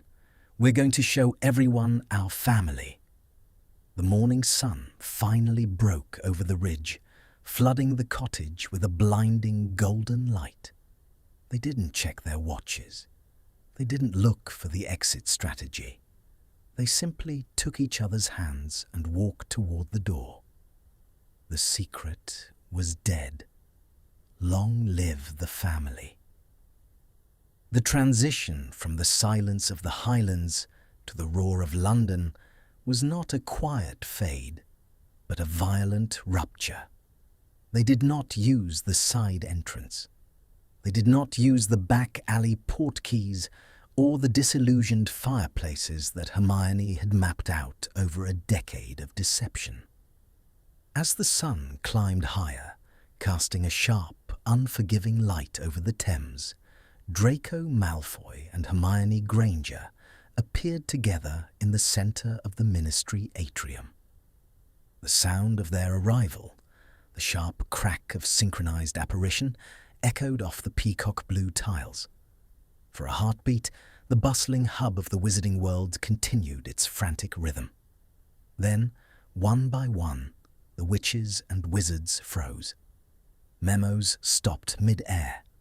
The fountain's gold statues seemed to weep in the sudden, vacuum-like silence. Hermione stood tall, her hand gripped firmly in Draco's. Between them, Lyra clutched her father's thumb, her eyes wide as she took in the towering black hearths and the gold-leafed ceilings. Hermione's robes were still torn at the hem, a jagged reminder of the night's violence, but she wore the damage like a badge of office. Approach to repulsion. The crowd didn't move toward them. They recoiled. A collective gasp rippled through the hall. Hermione felt the physical weight of their judgment, 1,000 doubts manifesting as stares. She saw faces she recognized, colleagues, subordinates, people who had looked to her as the moral compass of their society. In their eyes, she saw the betrayal. She wasn't just Hermione Granger anymore. She was a stranger standing beside the ghost of a war criminal. "Stay close," Draco whispered, his voice a low, lethal vibration. He wasn't looking at the crowd. He was looking at the path ahead, his chin tilted at that old Malfoy angle, but his eyes were fixed on the elevator. The cold he projected was a shield, but Hermione felt the heat of his hand, the slight tremor that betrayed his terror. "I'm not letting go," she replied, her voice carrying in the unnatural quiet. They began to walk. The sound of their boots on the tiles was rhythmic, a steady drumbeat in the center of the storm. Every step was an intensification of conflict. With every meter they covered, the reality of their existence settled deeper into the bedrock of the ministry. It was no longer a rumor Kingsley could squash. It was a physical fact. Is that his child?" a voice whispered from the crowd. "Look at her hair," another hissed. "Granger, with a Malfoy. It's an Imperius. It has to be." Hermione felt the repulsion turn into a stinging internal monologue. Let them think it. Let them call for the healers. But as they reached the centre of the hall, a familiar figure stepped out from the press of bodies. Ronald Weasley stood there, his aura robes slightly rumpled, his face a mask of such profound, agonizing betrayal that Hermione felt her knees buckle for a split second. Trust to betrayal. The seesaw hit the ground with a sickening thud. "Hermione?" Ron's voice was small, stripped of its usual bravado. He looked at her hand in Draco's, then down at Lyra. The colour drained from his face until his freckles stood out like bloodstains. Savage sent a report.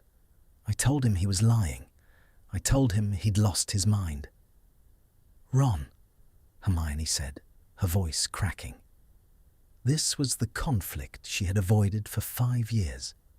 The man who was her brother in everything but blood was looking at her as if she were a monster. 5 years. Ron stepped closer, ignoring the way Draco shifted his weight, his wand hand twitching. You've been living a lie for 5 years? While we were at the Burrow? While we were celebrating Harry's kids? You were with him." The repulsion in Ron's eyes was absolute. It wasn't just about Draco. It was about the silence. The trust that had survived a war and a Horcrux hunt was crumbling in the light of the atrium. "I wanted to tell you," Hermione whispered, the warmth of her friendship with Ron warring with the cold reality of her choices. "But I couldn't risk her. I couldn't risk the world doing to her what it's doing right now." "You didn't trust us," Ron said, and the words were more painful than any curse. "You trusted a Malfoy, but you didn't trust me." He turned away, unable to look at her, and disappeared back into the crowd. The seesaw swung back toward cold. Hermione felt a wave of isolation so profound it made the air feel like ice. But then she felt a small tug on her hand. "Mama, why is the red man sad?" Lyra asked, her voice clear and sweet in the tension. Draco knelt down, right there in the middle of the atrium, oblivious to the hundreds of people watching. He took Lyra's face in his hands. "He's just surprised, darling. The world is very small, and we just made it a little bigger." He looked up at Hermione, and the warmth in his eyes was a life raft. Approach. He was showing her that it didn't matter who walked away, as long as they walked forward. They reached the elevators. The doors slid shut, cutting off the whispers. As the lift began its ascent toward the minister's office, the slow burn of the morning's adrenaline began to fade, leaving behind a raw, pulsing exhaustion. "He'll come around," Draco said, though he didn't sound convinced. "No, he won't," Hermione said, leaning her head against the cool metal of the lift. "I broke the one rule we had. I kept a secret from the family." "You started a new one," Draco reminded her. The elevator opened onto the level 1 floor. Kingsley's secretaries were in a state of controlled panic, but when they saw the trio, they froze. Hermione didn't wait for an introduction. She marched straight into the minister's office. Kingsley was standing by the window, looking out over the Muggle London skyline. He didn't turn around when they entered. The conflict was no longer about the raid. It was about the outcome. "The Prophet is printing an extra," Kingsley said, his voice heavy. "They have photos of the atrium. By noon, every wizard in Britain will know." "Good," Hermione said, taking a seat in the chair opposite his desk, pulling Lyra into her lap. Draco stood behind her, his hands resting on her shoulders, a silent declaration of unity. Then we don't have to explain it twice. The Board of Governors is calling for your resignation, Hermione, Kingsley said, finally turning. He looked aged, his eyes shadowed. And they want an immediate inquiry into the Malfoy trust. They are calling it coercion of a high-ranking official. Trust to doubt. The legal battle was beginning. The seesaw was moving into the realm of politics. "Let them inquire," Draco said, his voice regaining its aristocratic edge. "Every galleon is accounted for. Every ward was legal. And as for coercion..." He looked down at Hermione, his fingers grazing the side of her neck. The only thing that coerced Hermione Granger was her own heart. And if the Ministry wants to put love on trial, I suggest they start with their own marriage licenses. The standoff lasted for hours. While the world outside screamed, the room remained a quiet, intense battleground of words. They drafted statements. They reviewed the discrepancies. But through it all, the emotional dynamics between Draco and Hermione remained the only stable thing in the building. The seesaw had found its equilibrium. There was no more repulsion. The external pressure had fused them together. As the sun began to set, casting long amber rays across the desk, Kingsley finally signed a stay of execution for the Malfoy assets. It wasn't a victory. It was a truce. "You'll have to leave London for a while," Kingsley said. "The press will be at your flat, Hermione, and Malfoy Manor is already surrounded by protesters." "We aren't going to the manor," Draco said, "and we aren't going to the flat." "Then where?" Hermione looked at Draco, and for the first time in 24 hours, she felt a genuine, tired smile touch her lips. "Back to the cottage. It's the only place we know how to be a family." "The wards are broken," Kingsley reminded them. "Then we'll build better ones," Hermione said. "Wards that don't just keep people out, but let the right ones in." The end was approaching. The outcome was a life lived in a different kind of shadow. Not the shadow of a secret, but the shadow of a long, difficult recovery. They left the Ministry as the evening lamps were being lit. The crowd in the atrium had thinned, but those who remained watched them with a quiet, stunned curiosity rather than the vitriol of the morning. They apparated back to the highlands. The cottage was dark, the garden still scarred by the battle. The cold of the night air was refreshing after the stifling humidity of the Ministry. They spent the evening in a quiet, domestic haze. Draco fixed the back door. Hermione repaired the flower beds. Lyra, finally sensing that the game had reached its conclusion, fell asleep in her own bed, her enchanted blocks silent for the first time in days. Hermione walked out onto the porch. The moon was a sliver of silver in the black sky. She felt a presence behind her, the familiar, comforting warmth of Draco.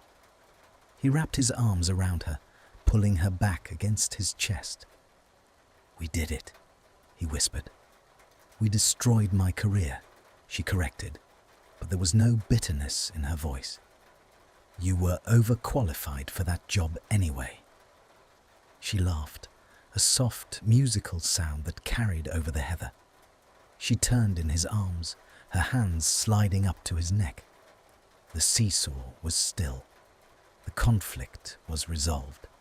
The outcome was sitting right here, in the middle of a silent valley. 10 years, she murmured, looking into his grey eyes. 10 years of waiting for the 4th week of the month. "No more waiting," Draco said. He leaned down, his lips meeting hers. This kiss was the emotional hook of their new life. It was a slow burn that had finally caught fire. It was the warmth that they had fought for through the cold of the war and the doubt of the secret. It was a kiss that tasted of victory, of exhaustion, and of a love that had become a family against all odds. He pulled back, his forehead resting against hers. "I forgot to give you something." "The gold coins?" "No." He reached into his pocket and pulled out a small plain wooden ring. It wasn't Malfoy gold. It wasn't a signet. It was carved from the cedar tree they had sat on in the woods. "I made this while I was waiting for you to come back from the ministry. It's not much of a discrepancy." Hermione looked at the ring, her eyes filling with tears. "It's perfect." He slid it onto her finger, a second seal on their new contract. Then he leaned down and kissed her again, a deeper, more lingering kiss that spoke of the years ahead. It was the happy ending they had earned, not by being perfect, but by being brave enough to be messy.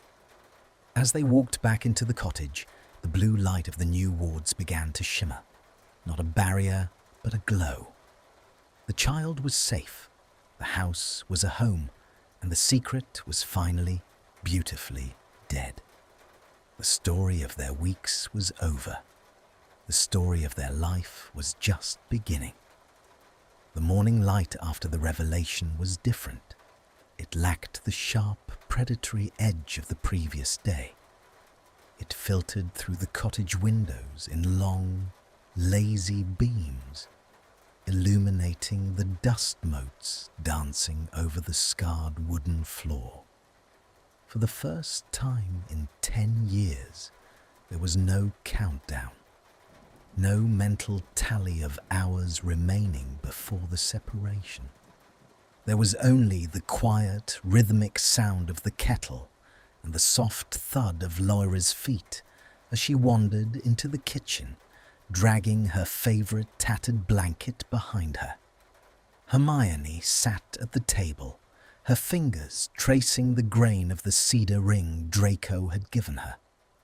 Her internal monologue, usually a frantic strategist, had finally fallen silent. The conflict was no longer a storm to be outrun. It was the atmosphere they breathed. They were the Malfoy-Granger discrepancy, the scandal of the century. And yet, as she watched Draco flip a pancake with a concentrated frown, she felt a profound, grounding warmth. "You're staring," Draco said, not looking up from the stove. The cold that usually defined his morning movements, the stiff Malfoy posture, the defensive silence, had softened into something loose and domestic. "I'm allowed to stare," Hermione countered, her voice light. "I don't have a ministry briefing to attend. I don't have to pretend I'm not thinking about you." Approach to warmth. Draco turned, the spatula still in his hand, and the look he gave her was so raw, so devoid of his usual masks, that it made her breath hitch. "I still expect the door to burst open. I keep waiting for the repulsion to kick in, for the world to come and tell us we've made a mistake." "We've made 100 mistakes, Draco," Hermione said, standing up and walking toward him. She stepped into his space, her hands settling on his waist. "But this isn't one of them. The secret was the mistake. This is just the consequence." He leaned down, resting his forehead against hers, the seesaw of his emotions finally finding a steady middle ground. "I spoke to Kingsley via the flu while you were sleeping. The cleaners have been officially reassigned. The audit is moving to a private committee. We have space, Hermione. For now." "Space," she whispered. "It's a luxury we never had." The emotional dynamics of the day were calm, But the slow burn of their shared history still hummed beneath the surface. They spent the afternoon outside. The garden was a mess of scorched earth and trampled lavender. But as they worked together to replant, the seesaw performed one last gentle arc. Trust to doubt. As Hermione reached for a trowel, she saw Draco watching the horizon. His eyes were narrowed, his jaw tight. The doubt wasn't about her. It was about his own worthiness in this new public light. He had spent so long being the villain in the shadows that he didn't know how to be a hero in the sun.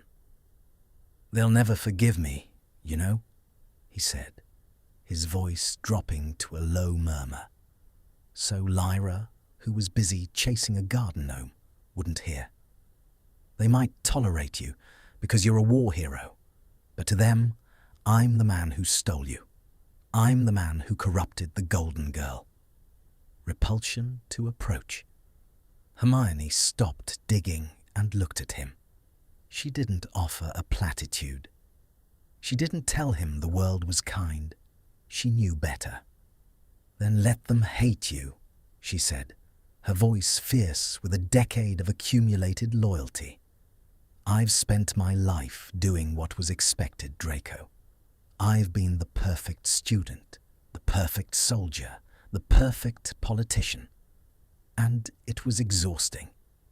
Being corrupted by you is the most honest thing I've ever done. If they want to hate you for making me happy, then their forgiveness isn't worth having." The repulsion he felt toward his own shadow flickered and died, extinguished by the absolute trust in her eyes. He reached out, his hand covered in highland soil, and cupped her jaw.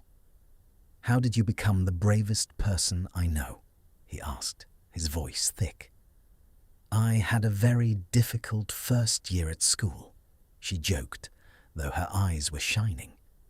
The evening descended with a purple bruised sky, the mountains casting long protective shadows over their small stone sanctuary. They didn't retreat inside immediately. They sat on the porch steps, Lyra sandwiched between them, watching the stars blink into existence. The conflict of their lives had transitioned from a violent clash of worlds into a quiet, internal resolution. "Mama?" Lyra asked, her head resting on Hermione's shoulder. "Are we going back to the city tomorrow?" Hermione looked at Draco. The outcome was clear now. They wouldn't hide, but they wouldn't perform either. "Not tomorrow, darling," Hermione said. "Tomorrow we're going to build a swing set, and then, maybe the day after, we'll invite Uncle Harry for tea." Draco stiffened at the mention of Potter, the old repulsion flaring for a split second before he forced it down. He let out a long, slow breath. "I suppose I should buy some better tea," he muttered. "I can't have the savior of the wizarding world drinking this swill." Hermione laughed, a sound of pure, unadulterated warmth that seemed to echo through the valley. It was the sound of a woman who had finally stopped balancing on a seesaw and had decided to stand on solid ground. As the air grew chilly, they moved inside.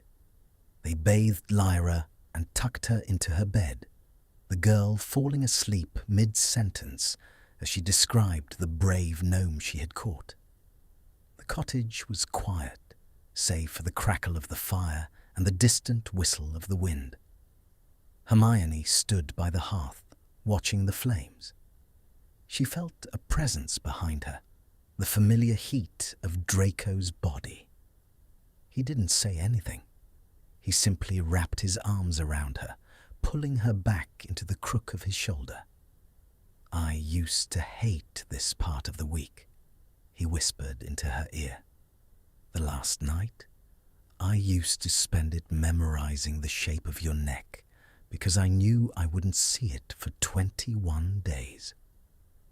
"No more memorizing," she said, turning in his arms. She looked up at him, and the emotional hook of their entire journey, the war, the secrecy, the cottage, the daughter, culminated in this moment of absolute clarity. The seesaw was gone. The conflict was resolved. The ending was not a closing door, but an open one. She reached up, her fingers tangling in the soft blonde hair at the nape of his neck. Draco's eyes darkened, the warmth in them turning into a concentrated, smouldering fire. He pulled her closer, his hands sliding down to the small of her back, pressing her flush against him. "I love you, Hermione Malfoy Granger," he murmured, the name a vow. "I love you, Draco." He leaned down, his lips meeting hers in a kiss that was no longer a secret.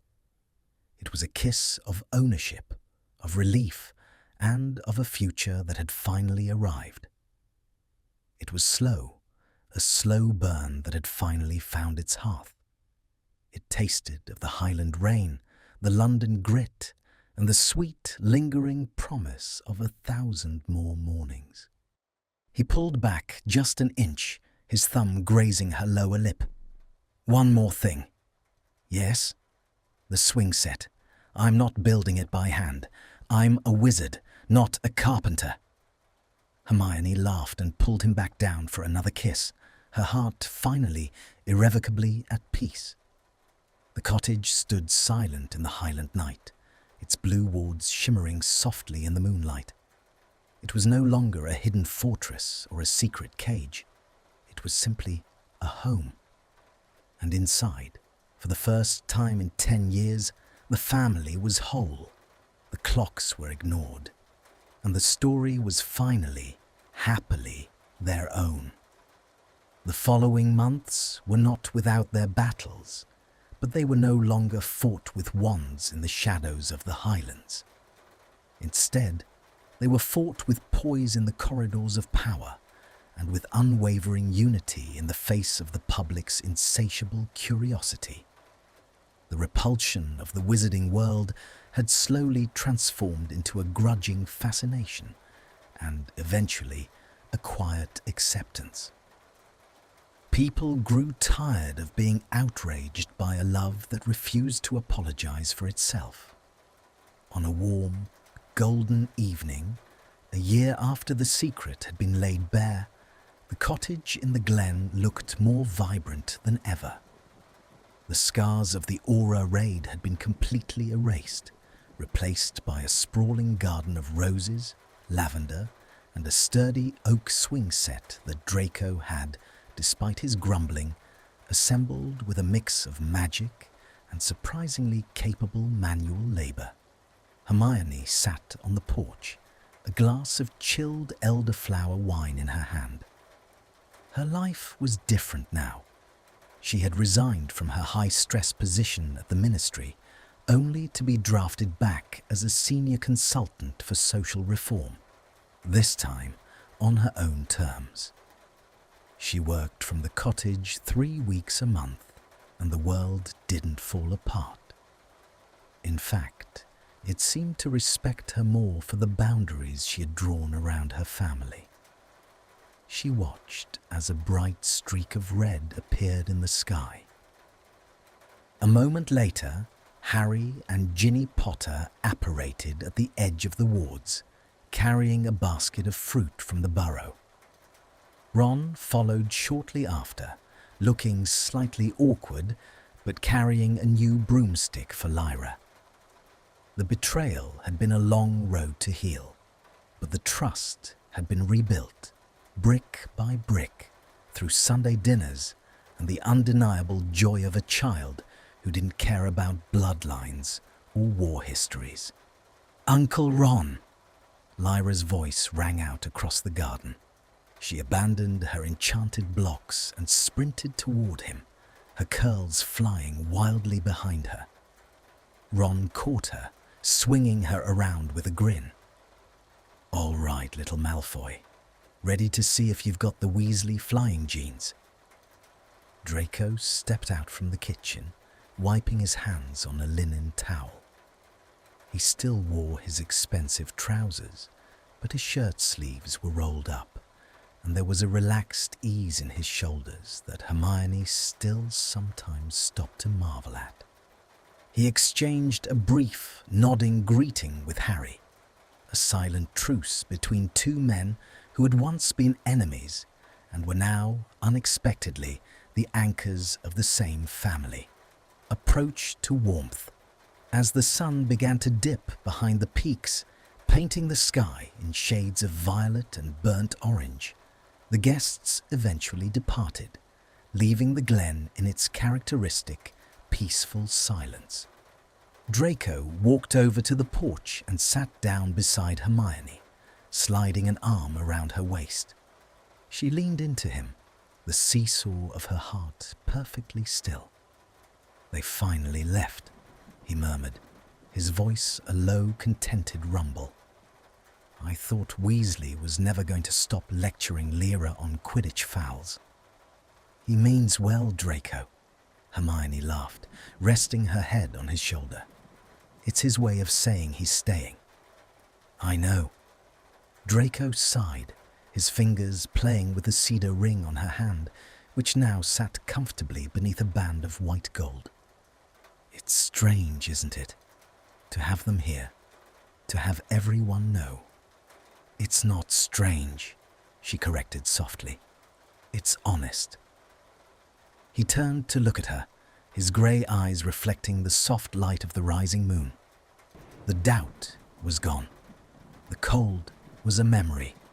There was only a devastating, focused warmth that made her feel like the only woman in the world. "I used to think the cottage was a dream we had to wake up from," he said, his voice dropping to a whisper. "I used to count the minutes until the repulsion hit and I had to leave you. Now, the dream is just my life." He stood up and pulled her to her feet. The house was quiet. Lyra was already fast asleep, tucked into a bed in a home that no one could take away from her. The conflict of their lives, the identity versus duty, the secrecy versus truth, had reached its final beautiful resolution. Draco led her to the edge of the porch, where the scent of night-blooming jasmine was strongest. He wrapped both arms around her, pulling her flush against him, his heart beating a steady, rhythmic counterpoint to her own. "I have everything I ever wanted," he whispered against her temple, "and I didn't even know I was allowed to want it." "You were always allowed, Draco. You just had to be brave enough to claim it." He leaned down, his lips brushing against hers in a soft, lingering invitation. This was the final approach.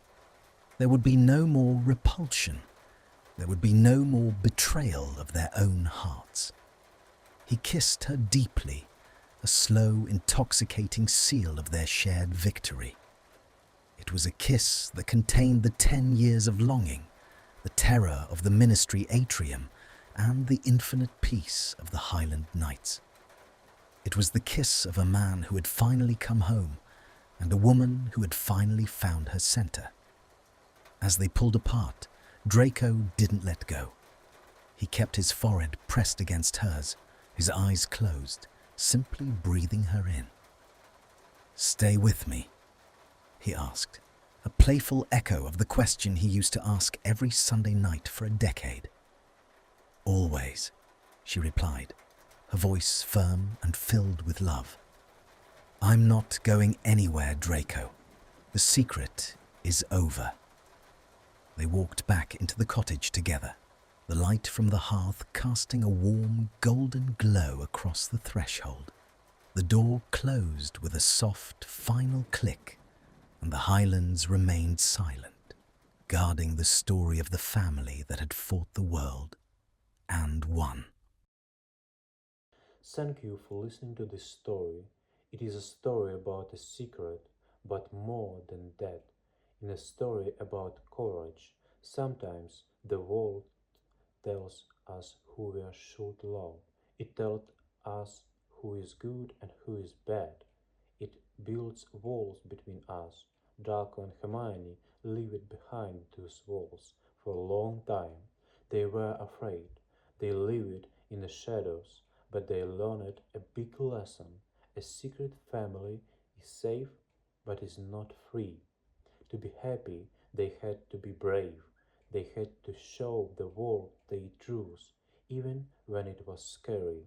I hope this story reminds you of one thing. Love is not a mistake. It is not a disruption. It is a book. Love is the only thing that makes us real. Don't wait for the fourth week to be happy. Be brave today. Thank you for being here with me. See you in the next story.